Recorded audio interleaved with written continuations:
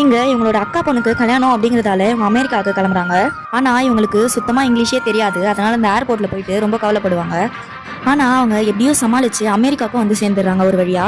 ஆனா அவங்க போனதுக்கு அப்புறமா அவங்க ஃபேமிலியில எல்லாருமே இங்கிலீஷ் பேசுறாங்க. ஆனா இவங்களுக்கு கொஞ்சம் சங்கடமா இருக்கிறதால மேல வந்துடுறாங்க. இதை அவங்க ஹஸ்பண்ட் கிட்ட ஃபோன் பண்ணி சொல்லிடுறாங்க, நீங்க தயவு செய்து சீக்கிரமா வாங்க அப்படின்னு சொல்லிட்டு.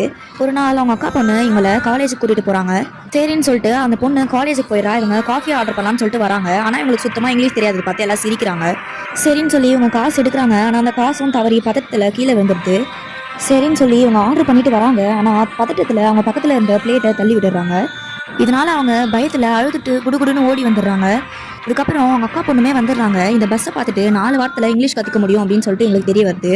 இதனால அவங்க அந்த ஃபோன் நம்பரை நோட் பண்ணி வச்சுட்டு அந்த நம்பருக்கு ஃபோன் பண்ணி அவங்க இங்கிலீஷ் கிளாஸ்க்கும் போகிறாங்க. இப்போது அங்கே நான் தான் இங்கிலீஷ் சார் அப்படின்னு சொல்லிட்டு அவங்க அறிமுகப்படுத்திக்கிறாங்க. இவங்க சந்தோஷமாக அந்த இங்கிலீஷ் கிளாஸ்க்கு 4 வாரமே போய் முடிக்கிறாங்க.